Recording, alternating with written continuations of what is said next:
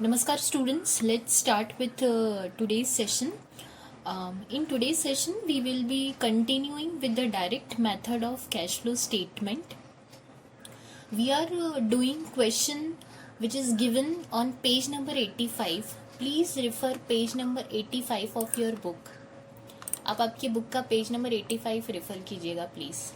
Okay, यहाँ पर एक क्वेश्चन दे रखा है जो रिलेटेड है फाइनेंसिंग एक्टिविटीज़ से रिलेटेड है. लास्ट सेशन में जो हमने क्वेश्चंस किए हैं वो हमने किए हैं. पहले तो हमने देखा डायरेक्ट मेथड में ऑपरेटिंग एक्टिविटी से कैसे निकालना है कैश.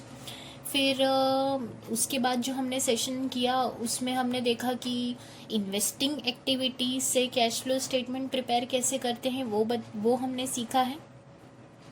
आज जो हम कवर करने वाले हैं फाइनेंसिंग एक्टिविटी, और ये क्वेश्चन डायरेक्ट मेथड से ही है. पेज नंबर 85 आपकी बुक का न्यू बुक एडवांस अकाउंट्स में दे रखा है. सो मैंने आपके लिए ये क्वेश्चन ओपन करके रखा है. आप लोगों को दिख रहा होगा प्रॉपर्ली स्क्रीन पर. देखते हैं, हम लोग क्वेश्चन देखते हैं. From the following information calculate the amount of net cash flows from the financing activities. आपको निकालना है net cash flows from the financing activities. Okay, so question में क्लियरली दे दिया है कि आपको फाइनेंसिंग एक्टिविटीज़ से जो है वो कैश फ्लो स्टेटमेंट बनाना है और फाइनेंसिंग एक्टिविटीज़ से आपको नेट कैश फ्लो निकालना है. ठीक है, ओके. आगे क्वेश्चन में आगे देखते हैं क्या दे रखा है. एक टेबल दे रखी है. ओके, इस टेबल में भी एक ये जो क्वेश्चन है आपकी बुक में इसमें भी एक मिस्टेक है. प्लीज़ इसे करेक्ट कर लीजिए आप लोगों की बुक में. ये जो फर्स्ट कॉलम में जो हेडिंग दे रखी है वो है 31 मार्च 2019 आपकी बुक में दे रखी है. प्लीज़ वो 19 नहीं है, उसे कट करके लिख लीजिए, वो 31 मार्च 2018 है. ओके, सेकेंड कॉलम में जो है वो दे रखा है 31 मार्च 2018, उसे भी कट कर लीजिए, वो 2018 नहीं है, वो 2019 है, तो उसे यहाँ पर 9 बना लीजिए प्लीज़. ये आप करेक्शन कर लीजिएगा आपकी बुक में. ओके, सो उन्होंने ईयर जो है वो कॉलम में हेडिंग देने में मिसप्लेस कर दिए हैं, वो इंटरचेंज कर दिए हैं. Please make the correction. ये करेक्शन नहीं करेंगे तो हमारे क्वेश्चन का इंटरप्रिटेशन गलत हो जाएगा, और क्वेश्चन का इंटरप्रिटेशन अगर गलत हो गया तो डेफिनेटली हमारा सॉल्यूशन भी पूरी तरह से गलत हो जाएगा. राइट, सो करेक्शन हमने कर लिया है. क्वेश्चन आगे देखते हैं. इस क्वेश्चन में आपको बेसिकली इस टेबल में 3 आइटम दे रखे हैं. पहला इक्विटी शेयर कैपिटल है, दूसरा है डिबेंचर, और तीसरा सिक्योरिटीज प्रीमियम है. अगर आप लोग नोटिस करेंगे तो ये तीनों ही आइटम फाइनेंसिंग एक्टिविटी से रिलेटेड है. कैसे फाइनेंसिंग एक्टिविटी से रिलेटेड है? देखिए, equity share capital. Equity share capital का मतलब क्या होता है कि आपको कैपिटल रेज करनी है as a company. If you want to raise the capital of your company, तो आप क्या करोगे कि आप इक्विटी शेयर्स इशू करोगे, right, and then public at large will invest in your company. So equity share capital issue क्यों किया जाता है? ताकि आप क्या कर सके, फंड्स रेज कर सके. फंड्स रेज करना मतलब आपको क्या चाहिए? बिजनेस के लिए फाइनेंस चाहिए, राइट. इसलिए आप इक्विटी शेयर कैपिटल इशू कर रहे हैं, राइट. अच्छा, इक्विटी शेयर कैपिटल या तो कम हो सकती है पिछले साल से या ज़्यादा हो सकती है. अगर बड़ी है मतलब आपने और इक्विटी शेयर मार्केट में इशू किया है. अगर कम हुई है मतलब आपने इक्विटी शेयर होल्डर को पैसा रिफंड कर दिया है, रिटर्न कर दिया है, रीपेमेंट कर दिया है, या मैं कहूँ रिडम्पशन कर दिया है, राइट. सो हमें एक चीज़ क्लियर हो गई कि ये जो इक्विटी शेयर कैपिटल वाला जो आइटम है, this is your financing activity. Next item देखते हैं. 12% डिबेंचर दे रखे हैं. डिबेंचर का मतलब क्या होता है? Debenture again is kind of security, पर डिफरेंस ये है कि डिबेंचर जब भी कोई कंपनी इशू करती है तो डिबेंचर इशू करते समय ये एग्रीमेंट होता है कंपनी का कि वो जो भी security as a debenture issue कर रही है और इन्वेस्टर से मनी ले रही है, वो मनी या वो जो भी इन्वेस्टमेंट का अमाउंट है वो कंपनी एक ना एक दिन इन्वेस्टर को रिटर्न कर देगी, रिफंड कर देगी, रीपे कर देगी, जिसे हम कहते हैं redemption of debenture. So debenture is as good as, आप ये समझ लीजिए कि एक लोन है, कि से सपोज मान लीजिए कि कंपनी ने किसी से बैंक, जैसे बैंक से लोन ले लिया, अब वो बैंक से लोन कंपनी ने लिया है तो वो पैसा एक ना एक दिन तो कंपनी को वापस करना ही है, राइट। सो लोन का पैसा वापस रिटर्न करना है, अभी यूज करने के लिए, फाइनेंस रेज करने के लिए कंपनी ने बैंक से उठाया है, और बैंक उसके बदले में क्या ले रही है, कंपनी से इंटरेस्ट ले रही है। तो सेम एज डिबेंचर ले लीजिए कि डिबेंचर का पैसा एक ना एक दिन आपको रिफंड करना है, रीपे करना है, डिबेंचर होल्डर को उनका पैसा वापस करना है। और जब तक आप ये मनी इन्वेस्टर्स की यूज कर रहे हैं in the form of debenture investment, आपको उसके बदले में इन्वेस्टर्स को क्या पे करना है, इंटरेस्ट पे करना है। तो यहाँ पर देखिए क्वेश्चन में दे रखा है कि 12% डिबेंचर है। अब ये 12% का मतलब क्या है, 12% का मतलब है that it is a rate of interest on the debenture. Okay, got it. So that means it is a rate of interest on the debenture, मतलब जो भी डिबेंचर होल्डर है, डिबेंचर एज अ इन्वेस्टर्स है, उनको कंपनी 12% से interest पे करेगी। Okay, सो again debenture means क्या हुआ कि हमें फंड्स रेज करने थे, फाइनेंस अरेंज करना था, इसलिए हमने debenture as a security market में इशू किया है और इन्वेस्टर्स ने उसमें इन्वेस्ट किया है। So again debenture is an item of financing activity, यह भी हमें क्लियर है, राइट। नेक्स्ट थर्ड आइटम क्या दे रखा है, थर्ड आइटम दे रखा है टेबल में सिक्योरिटीज प्रीमियम अकाउंट। नाउ जब भी ये शायद आप लोग ऑलरेडी कर चुके होंगे, जब हम शेयर्स की बात करते हैं, इशू की बात करते हैं, सिक्योरिटीज को मार्केट में इशू करने की जब भी बात करते हैं, तो there can be a case जब आप सिक्योरिटी इशू कर रहे हो प्रीमियम पे। नो, प्रीमियम पे इशू करना इन द सेंस कि जो भी उस सिक्योरिटी की फेस वैल्यू है या पार वैल्यू है, उस वैल्यू से ज्यादा पर आप उसे मार्केट में इशू कर रहे हो, राइट। से सपोज मान लीजिए कि आप 100 रुपीज का कोई शेयर है जिसे आप 110 में बेच रहे हो, राइट, मार्केट में। सो जो 10 रुपए जो आप एक्स्ट्रा ले रहे हो वो एक्चुअली फेस वैल्यू नहीं है शेयर्स की या सिक्योरिटी की, बट आप फिर भी 10 रुपीज एक्स्ट्रा ले रहे हो, उसे कितने में सेल आउट कर रहे हो, 110 में कर रहे हो। तो ये जो एक्स्ट्रा 10 रुपीज है, इसका मतलब ये हुआ कि आपने जो सिक्योरिटी मार्केट में इशू करी है वो आपने इशू करी है प्रीमियम पे। ओके, वो आपने इशू करी है प्रीमियम पे। तो प्रीमियम, इसीलिए again premium is related to what, issue of share capital या इशू ऑफ कैपिटल या अरेंजिंग ऑफ फाइनेंस। सो इसीलिए premium is also an item which is related to financing activity. तो table यहाँ पे खत्म होती है। लास्ट में एक एडिशनल इन्फॉर्मेशन दे रखी है इस क्वेश्चन में, interest paid on debenture is ₹18,000। Okay, amount यहाँ पर क्लियर कट डिबेंचर का, डिबेंचर इन्वेस्टर्स को जो भी आप इंटरेस्ट पे कर रहे हो उसका अमाउंट दे रखा है 18,000 रुपीज। एंड अगेन इंटरेस्ट जो है वो आपने जो डिबेंचर होल्डर है या डिबेंचर इन्वेस्टर्स है उनको आप पे कर रहे हो। इसका मतलब ये हुआ कि अगेन जो फाइनेंस आपने अरेंज किया है, जो फंड्स आपने रेज किए हैं डिबेंचर होल्डर से, डिबेंचर इन्वेस्टर से, उनको एज अ रिटर्न आप क्या पे कर रहे हो, इंटरेस्ट पे कर रहे हो। So interest is just a cost और एक्सपेंस जो आप पे कर रहे हो फंड्स रेज करने के लिए या फाइनेंस रेज करने के लिए, right. So again interest paid to debenture holder is also an item which is related to financing activity. So एक चीज क्लियरली हमें यहाँ पे समझ में आ रही है इस क्वेश्चन में कि जितने भी आइटम दे रखे हैं मेजरली 4 ही आइटम है। पहला तो इक्विटी है, फिर डिबेंचर है, फिर सिक्योरिटीज प्रीमियम है, और एडिशनल इन्फॉर्मेशन में आपको इंटरेस्ट ऑन डिबेंचर दे रखा है। And all these are related to financing activity, मतलब there is no chance of confusion. आपको फाइनेंसिंग एक्टिविटी से ही कैश फ्लो निकालना है, राइट। और आपको जितने भी आइटम दे रखे हैं वो भी सारे फाइनेंसिंग एक्टिविटी से ही रिलेटेड है। So it is very easy, बहुत ही सिंपल क्वेश्चन है ये फाइनेंसिंग एक्टिविटी, बट हमें आइडेंटिफाई करना समझ में आ गया कि कैसे करना है, राइट। आगे क्वेश्चन में ध्यान देते हैं। जैसे मैंने करेक्शन करवाया, पहला वाला जो कॉलम है उसमें हेडिंग है 31 मार्च 2018। सेकेंड वाला जो कॉलम है अमाउंट का, उसमें हेडिंग है 31 मार्च 2019। ओके, इसका मतलब आप अगर फाइनेंशियल ईयर 18-19 की बात करें तो आपके पास एक तो जो आइटम्स है उनका दे रखा है आपको ओपनिंग फिगर ऑफ लेजर, और दूसरा आपको दे रखा है closing figures of ledger, right. मतलब इन अकाउंट्स के आपको ओपनिंग बैलेंस दे रखा है और क्लोजिंग बैलेंस दे रखा है, ठीक है। मतलब साल के शुरुआत में ये बैलेंस है और साल के एंड में ये बैलेंस है। Got it? एक चीज समझ में आ गई कि साल के शुरुआत में ये बैलेंस है और साल के एंड में ये बैलेंस है, ठीक है। ध्यान देते हैं अब हमें एक्चुअली प्रिपेयर क्या करना है, कैश फ्लो स्टेटमेंट प्रिपेयर करना है। सब हम एनालाइज करेंगे कैश फ्लो के पॉइंट ऑफ व्यू से हर ट्रांजैक्शन को, कि कैश का इनफ्लो हो रहा है या आउटफ्लो हो रहा है। आपकी बुक में सोल्यूशन दे रखा है, हम लोग वही रेफर करेंगे। It is very simple. Please आप लोग प्रैक्टिस करेंगे तो एक्सेल शीट पे कीजिएगा। So net cash flow from the financing activity, we are preparing the net cash flow और cash flow statement from financing activity. देखते हैं इक्विटी शेयर कैपिटल स्टार्ट में ओपनिंग में कितना सा।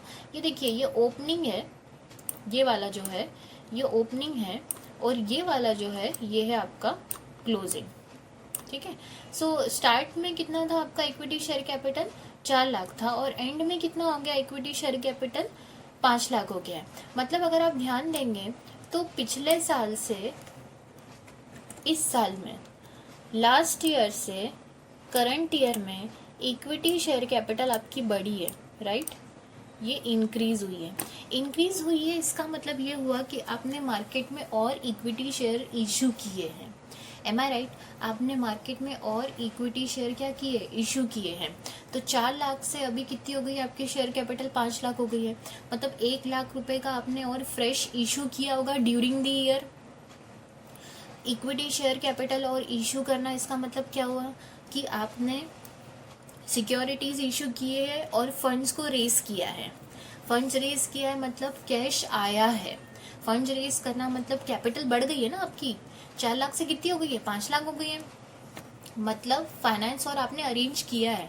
मतलब कैश के टर्म्स में अगर मैं बात करूं, क्योंकि अभी तो मुझे कैश फ्लो स्टेटमेंट बनाना है, मुझे कैश के पॉइंट ऑफ व्यू से सोचना है कि किसी भी ट्रांजैक्शन का इम्पैक्ट कैश फ्लो पर क्या जा रहा है, इनफ्लो जा रहा है या आउटफ्लो जा रहा है। तो ये हमें क्लियरली समझ में आ रहा है कि कैपिटल बढ़ गई है, मतलब हमने और फ्रेश इशू किया है इक्विटी सिक्योरिटीज का मार्केट में। मतलब हम लोगों ने हमें और पैसा दिया, हमारी कैपिटल इंक्रीज हुई है। इसका मतलब 1 लाख रुपीज का ये क्या है, आपका इनफ्लो है। और अगर ये इनफ्लो है तो कैश फ्लो स्टेटमेंट में ये पॉजिटिव फिगर में आएगा। ओके, सो हम इसको शो करेंगे इनफ्लो में। देखिए, पहला आपको दे रखा है सॉल्यूशन में proceeds from the issue of shares. अच्छा, अभी यहाँ पर इन्होंने एक चीज और ध्यान देंगे।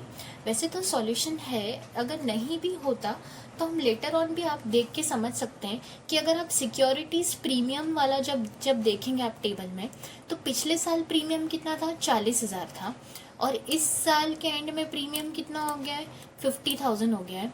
मतलब अगेन प्रीमियम भी आपका क्या हो गया है, बढ़ गया है, इंक्रीज हुआ है। अगर प्रीमियम भी आपका बढ़ गया है, इंक्रीज हुआ है, इसका मतलब ये हुआ कि आपने और सिक्योरिटीज प्रीमियम पर आपने इशू करी है सिक्योरिटी, क्योंकि प्रीमियम का बैलेंस बढ़ गया है ना। मतलब 10,000 रुपीज आपने और प्रीमियम पर आपने सिक्योरिटीज को या आपके जो शेयर कैपिटल है उसको आपने प्रीमियम पे इशू किया है, तभी तो आपके प्रीमियम अकाउंट का बैलेंस बढ़ गया है, 10,000 से बढ़ गया है।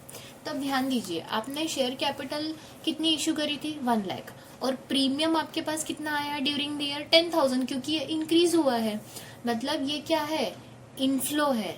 आपने जो 1 लाख की कैपिटल इशू करी वो आपने इशू करी प्रीमियम पे, क्योंकि प्रीमियम अकाउंट का बैलेंस भी 10,000 रुपीज से बढ़ चुका है। तो proceeds from issue of shares जो इनफ्लो हो रहा है कैश का, वो टोटल हो रहा है आपका 1,10,000 रुपीज का, which is inclusive of premium. तब क्वेश्चन में आपके 2 आइटम हो चुके हैं, एक तो इक्विटी वाला हो गया और एक तो सिक्योरिटीज प्रीमियम वाला। इन दोनों आइटम से रिलेटेड जो भी कैश फ्लो हो रहा है वो हम कैश फ्लो स्टेटमेंट में रिकॉर्ड कर चुके हैं। नेक्स्ट आगे बात करते हैं डिबेंचर की। जब हम बात करें तो डिबेंचर लास्ट ईयर था 1.5 लाख रुपए और इस साल हो गया है 1 लाख रुपीज। अच्छा, ये डिबेंचर का बैलेंस कम हो गया है। डिबेंचर इसका मतलब ये हुआ कि आपने ड्यूरिंग द ईयर डिबेंचर और इशू नहीं किए हैं।